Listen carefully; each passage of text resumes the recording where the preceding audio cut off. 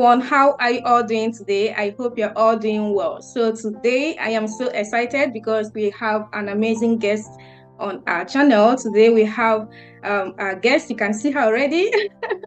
So we are going to talk about, yes, I'm so happy to have you here. Thank you for being here. We are going to talk about how she got graduate assistantship position in US, and we are also going to talk about life generally in US. She's going to give us her own perspective of being a graduate assistant in US, and also all the tips you need if you want to become one, and if you also aspire to study in USA. So this is what we are going to talk about today, and I'm going to allow her to introduce herself. At the end of the video or in between, you can also leave comments in the comment section if you have any question for her, because she's going to respond to them. But before then, let me allow her to introduce herself. And yeah, how are you doing today? Thank you for being here. Hi guys, I'm doing well. My name is Miss Yusuf and I'm happy to be here. Yeah, I'm so happy to have you. Thank you for making our time to come, to be here. I know you have a very busy schedule, and yeah, I am so happy you made our time for us to have this collaboration. And I believe it's going to be inspiring. It's going to be beneficial to a lot of those who are aspiring to migrate to US to study, especially those who really want to maximize the scholarship opportunities in US. So, but first of all, can I ask you, how do you see life generally in USA? Yeah, so life in USA as an international student, obviously it's not perfect. You have a lot of things like cultural shock and the rest of them. Yeah. But in terms of like my relations as a student to the school and the country also, I think is very, very good. I feel like it's one of the best in the world, because just the fact that obviously coming here as an international student, there are a lot of scholarships here, like the Graduate Assistantship program. Like you can literally come here to school without paying anything. And amazing. Yeah, it's good. Wow, that's nice. I'm happy to hear that. Yeah, like I've been to US, so when you say this is like one of the best in the world, I believe it. I believe it, because when I came to US, my mind was blown. I told myself, these people have really gone far in almost all areas, So like this is an amazing opportunity for you, and I am so happy you are maximizing it. And I know a lot of people really want to also partake in this kind of opportunity, but I know people like me would want to get more information. Like, what do you think about or what can you say about the job prospects in US for international students, like while they are studying and after studies? What can you say about the job prospects? Yeah, so regarding the job prospects, honestly, I'm not gonna lie, it's a bit complex, because being an international student, usually your papers is just for you to come and study and go back to your country. Yeah. Right? But if you want to get a job, one of the major things I have to focus on is getting experience. So like during summer, you can do an internship related to your field, and just make yourself stand out, like in your field, like get enough experience. And also like you have to network with people, because I know a lot of people are always like, there's only connection in Nigeria, there's only connection but even in the US, networking is very important, because there are a lot of people looking for a job, and you're even like, your own is even more demanding, because you're even an international student, so you have to make those connections, whether it's with professors or even with people in your field that can say, okay, like I've interacted with this person and this person is good. So obviously, like I don't know if I should go into the visa issue now, or yes, go ahead. Like I believe you have the platform today. We are here to get more information from you. So regarding like jobs, obviously the normal process is like when you've graduated from school. So if you're an art student, like maybe political science and the rest of them, you have 1 year OPT. Okay. 1 year OPT. So that means once you graduated from your master's, you need to get a job under 90 days or 60 days for some. And within those days, you need to get a job. And if you get that job, then you can work for 1 year. Okay. After that 1 year, if the company likes you, they feel you are good, at what you do, they can decide to file a H1B visa for you, right? Which is like a work visa.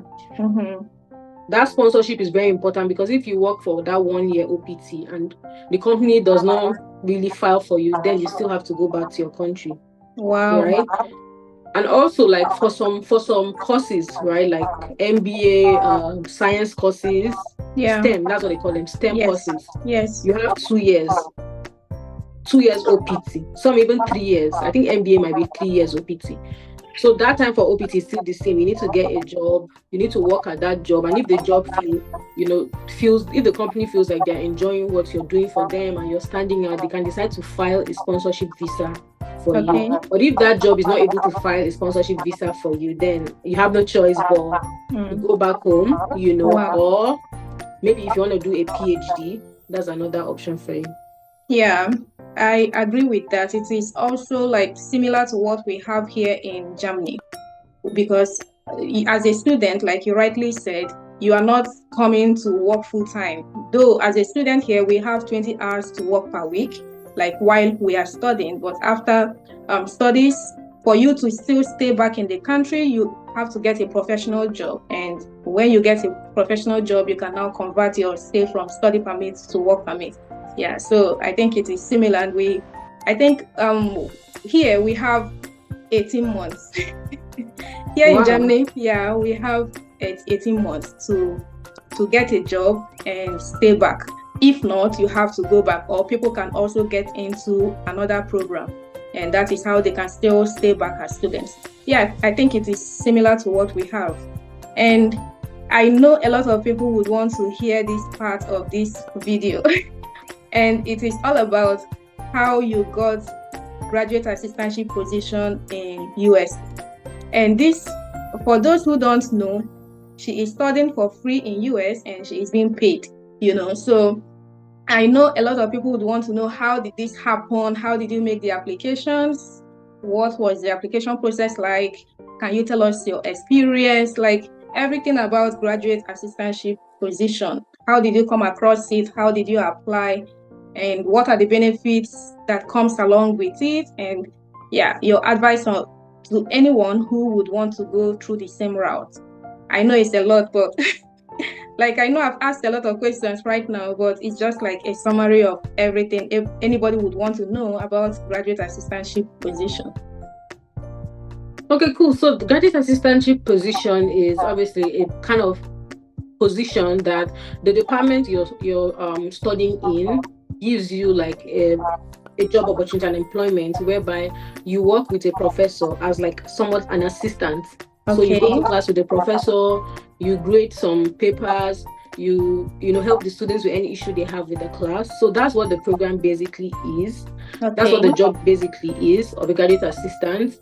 And how to get a graduate assistant, or how I came about my own. So obviously back then I was in Nigeria and I was doing a program in Nigeria that didn't want to end. I was doing a master's program supposed to be 14 months.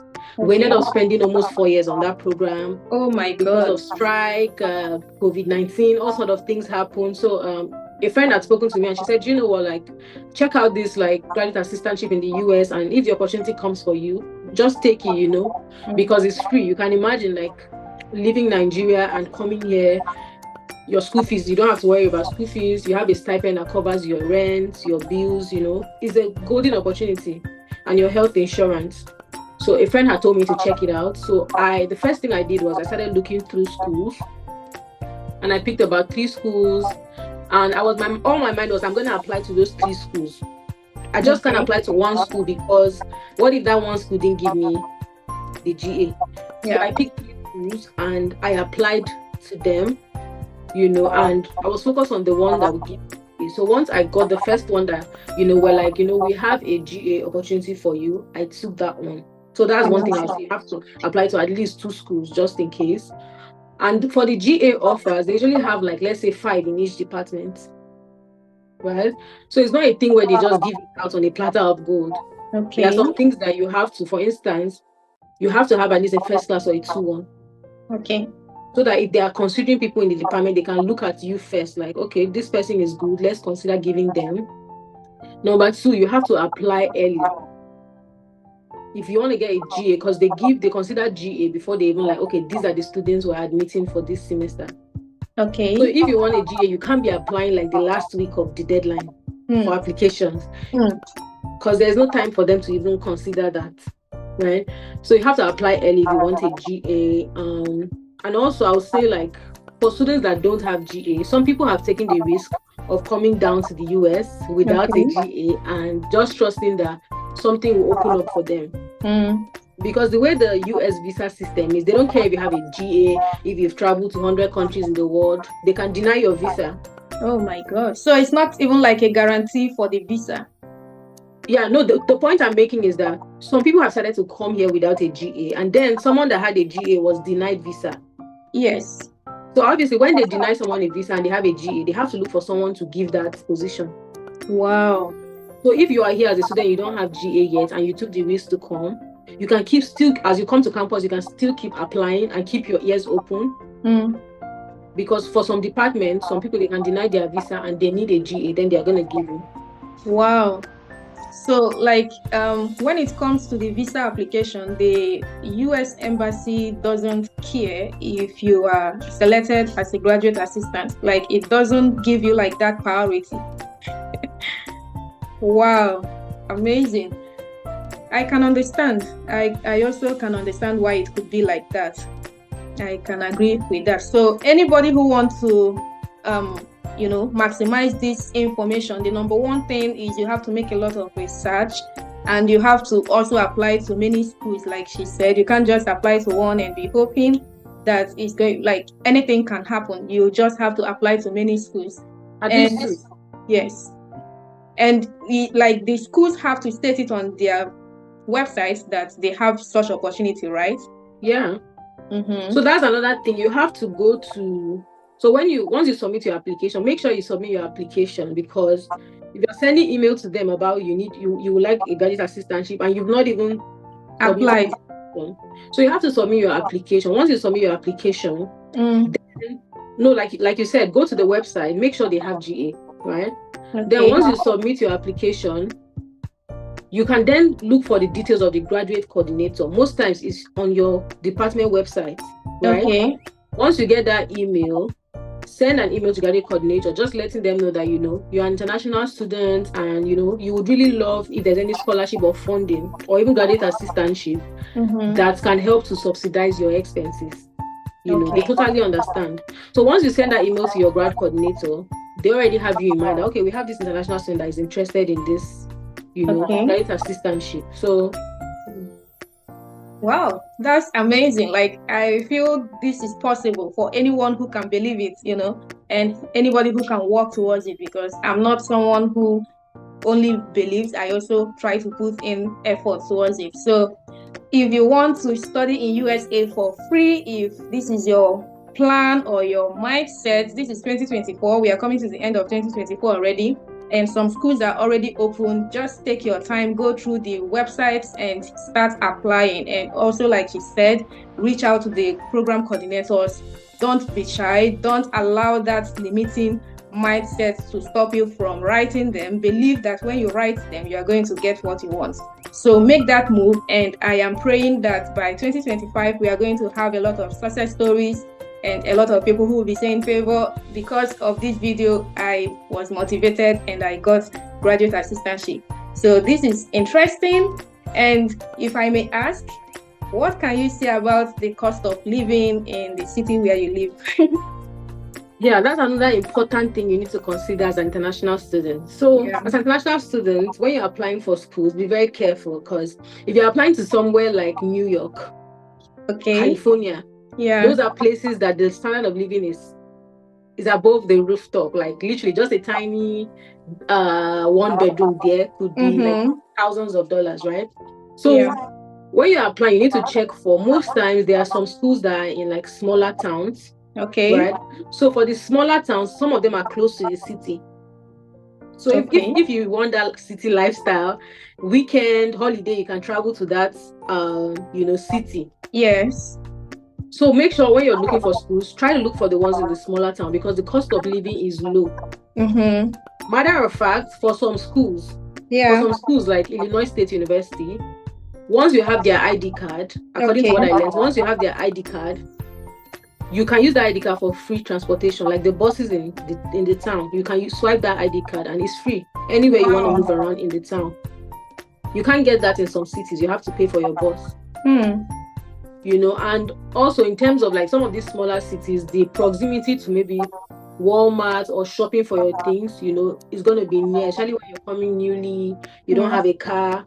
So I feel, the cost of living here, it depends on the town and the city, right? And I feel, okay, now as an international student, you also want to like at least save something, even if it's $20, $50 monthly. Yeah. So, but if you're in the big city, like Chicago and the rest of them, Colorado, you might not really be able to save because your rent alone might even swallow that stipend, and you might not even find something for feeding, So yeah. That's amazing. Though I have a question I want to ask you now, but maybe I should ask this one first. Just like you mentioned, the stipend, like, is it something that someone can actually live on without working or like without doing any other job? Honestly, I'll say it depends on your lifestyle. Okay. I mean, some people like the lavish lifestyle, shopping on Fashion Nova and the rest of it. But I think the stipend is enough for you to live a basic life. Okay. So, for instance, let's say the stipend, for some schools, the stipend is, let's just give an example. Let's say your stipend is 1,000. Okay. But for some schools, they go higher than that, 1,300, 1,500, 1,400, Wow. But let's just say your stipend is 1,000, for example. Okay. Your rent is 400. Some people's rent is 500. Okay, let's say rent is 400. Okay. So when you take out your rent, there's also something they call student fee. Okay. So your GA doesn't cover for that. Okay. Student fee is mostly, let's say, $200 to $300. Okay. So that fee is like a fee that's going to cover if you want to go to the gym, you want to go to the student center, some facilities that you need to access as a student. Yeah. So cool. So now you remove your rent, let's say 400 out of that 1,000. Student fee, let's say 300. You have $300 left. Yeah. You don't need to worry about health insurance because for a lot of schools, your GA, they pay for your health insurance. They'll send you a check for that. Wow. So you have $300 left. So for some people, they like to shop. So if you're going to like, okay, let's say out of that $300 left, you buy your food stuff. If you're like me, that I like my Nigerian food is also quite expensive here. Yeah. So let's just say you take out $100 for your food, right? Then sometimes you have like the house you're staying, you have bills like lights bill and the rest of, let's say $50. Then you have $150 to probably save and maybe your hair or other things. I think if you want to live a basic life, it's okay. Yeah. But some people like to maybe eat out. All those kind of things can take your money. Yeah. I agree completely because like if someone is working at any, let's say €1,000 and it is just a single person, I feel like without external expenses, I feel like if it is someone who like is on a low budget living, I think it can be enough, except maybe when we start adding external expenses, maybe family. You just made a point now. Sorry to cut you short. You just made a point now. It's fine. Yeah. You said if you're living as a single person, that's another thing you need to realize. Because some people are coming here as maybe single mothers, they have a child, or even a married couple. Yeah. Sometimes if you come here married couple, your partner comes with dependent visa. It might take them a bit to find something doing. Yeah. Even though a lot of like married couples, sometimes the person that is not working can do like Uber or stuff before they find, something more to do. Yeah. So that money now might be a bit tight for you if you have like a child or you have like a partner you're sharing it with. So. Yeah, that's true. Yeah, I think this kind of question, like, can the stipend take care of someone per month? It is individual dependent. Like individual situation dependent. Like if I'm alone, it might be enough if I am spending it only on myself. But if there is any other external expenses, I think I might need more to support. Yeah. There are other scholarships as well. So even though you have a GA, some schools have like these small scholarships. For instance, some schools have like a scholarship of $1,000. Okay. So if you're able to get a scholarship of $1,000, apart from your GA, you can use that $1,000 to pay for your student fee. Oh, that's nice. So when you pay for a student fee, now you have more change in your money. But also I think there's also a gender kind of like difference here. Like girls, when we come here, your skin can go darker, all those kind of things. So you want to buy like skincare to be maintaining your skin, and so I feel that can also like take your money. Yeah, I agree completely. how do you kind of balance study life, work life, and your social life? Like, I believe sometimes the schedule can really become so stressful and overwhelming, but how do you put everything together and you are also kind of like you try to find balance between all of it? I use Google Calendar, honestly. Okay. I have everything scheduled. Because if I don't have everything scheduled, then my head is scattered, or sometimes I'm using my time to be shooting content I'm supposed to be doing. Because one thing with the US system, you are on your toes. Like when you're studying here, it's serious business. This is not another country that you're a student but you're not coming to class. It can't work here because they have readings, they have papers, they have reflections. So as a student, you're on your toes, right? So I use that Google Calendar. Before every month, I have my schedule. Like, okay, I want to shoot on this day. I want to I have a time for reading. Even when I'm reading, I have my focus time. I could say, I want to read for 4 hours. Inside that 4 hours, I have 10 minutes break after every 20 minutes. Okay. So things like that, because if you're not careful, you can be spending more time on social media. And bear in mind, here in the US, we have people they've dismissed. Okay. Wow. Like it can get as bad as that. You're a master's student, you have more than 2 C's. They just have to dismiss you. Some departments are nice. What they will do is if you have up to 2 C's, they can remove your GA. Okay. Because they are giving you a chance that, okay, maybe it's GA that is distracting you. Okay. But for some departments, they are very strict. Once you have 2 C's, they just dismiss you. Wow. So you have to, your school is your priority here. All this like content creation and whatnot, they are secondary. I have times where maybe during finals week, I don't shoot any video during that time because I want to focus on my papers. Yeah. Because yes, you are in the US, but the reason why you're here is for your school. Yeah, completely. So you don't have a situation where they'll just like dismiss you and you have to go back home and to start from the beginning. Okay, I think maybe we are rounding up now, but can I ask you, what can you say about like the pros and cons of studying in the US? Because I believe that everything that have advantage have disadvantage.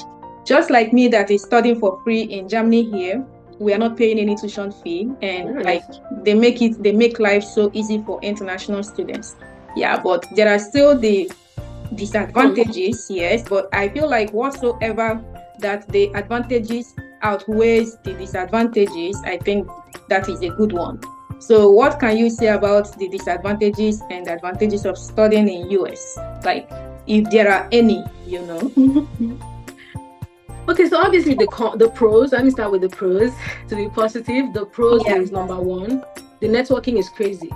Everybody is in the US. People from Guyanese, people from Nigeria, people from Sudan. There are some countries that I've never heard in my life. They are here. If you go to my channel, you see I've tried all sorts of foods. Okay. Nice. So just that exposure to different cultures and stuff is one of the pros.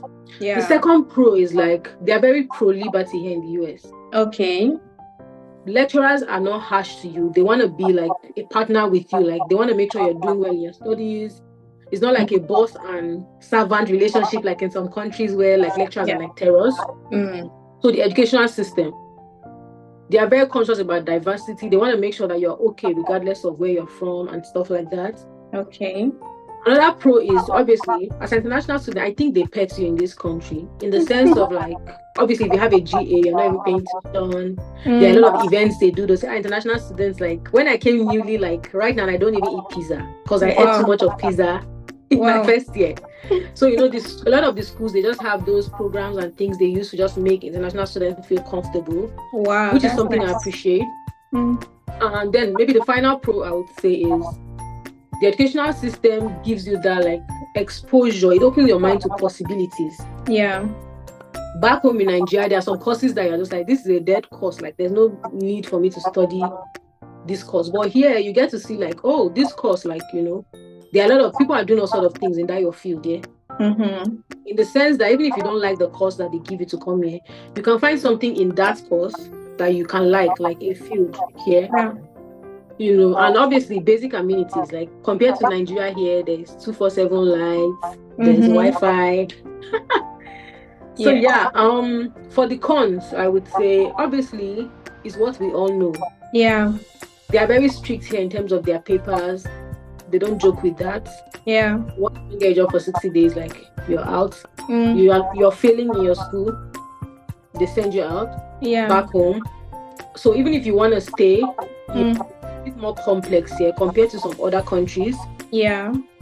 But obviously, we have 3 major parts that people explore now if you want to stay in terms of work after your school. Okay. We have the DV visa, which is the visa lottery. Yes.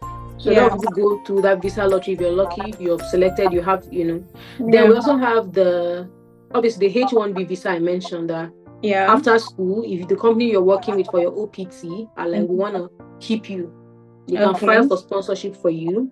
Okay. And then right now we have the EB1, EB2 visa. Okay. So that visa is for like professionals and even researchers. Okay. You're a researcher in your department that you've done certain publications that are relevant to the US and it's something that makes you stand out. You can file with those publications and if you're approved, So that's just one of the cons I would say. It's a bit more complex in terms of the papers. You are not sure about a lot of things, whether you'll be here in the next 5 years, 2 years.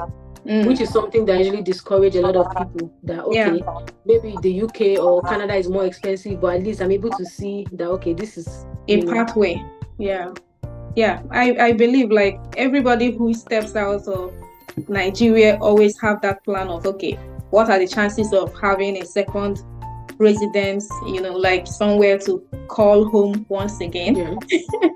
So before we end the video, I have to let everyone know, if you have watched till this moment, thank you for watching. I am so grateful to have you on my channel, and please do well to like this video if you haven't liked it already. When you like it, the YouTube algorithm can suggest it to other viewers. And if you haven't subscribed, do well to subscribe. And I'm going to put Miss Yusuf link in the comment section and also in the description box of the video. Please do well to check her out. She's doing an amazing job on her channel. You can get to know her better from her videos, her work life, her day-to-day activities, and also some opportunities that she shares on her channel about studying in the US and things you would love. So I have always watched her videos and I can tell you she's doing an amazing job. We are getting to the end of this video and I just want like a final advice from her to those who want to move to US. If US is your travel destination, she's going to give you like one word for those who want to move to US. Yeah, one word is like it's 100% worth it. If you want to try, don't give up easily. Because even though the immigration system here is strict, complicated, it's 100% worth it. Even in terms of earnings, the US is one of the best countries. You can't compare. Maybe some of your colleagues in another country will earn less than you earn here. So this is a place that if you're willing to give it a shot, it's 100% worth it. So if you're trying to apply, don't just expect a happy-go-lucky process. You have to be determined and resilient. Yeah, I agree with that. There is this saying that nothing good comes easy, though somehow I don't want to agree, because I am someone who mind the kind of affirmations I believe, right? Yeah, but that is reality, because whatever you need, you have to put in the work. You have to put in effort. It's not going to fall on a platter of gold. The effort have to be there. When she was applying, I believe she took her time to make all the research she can or she could. So you have to also do the same. Don't feel like you can't do it. You can do it. We believe in you and we are rooting for you. That is why we are making all these videos, so that you get all the information you need. So do well to check her out. Subscribe to her channel. The link is in the description box and also in the comment section. And I'm so happy to have you on my channel. Thank you for being happy to be here. Thank you. Thank you. So we have to go now. Bye. If you haven't subscribed, subscribe and turn on the notification bell. Bye. Bye.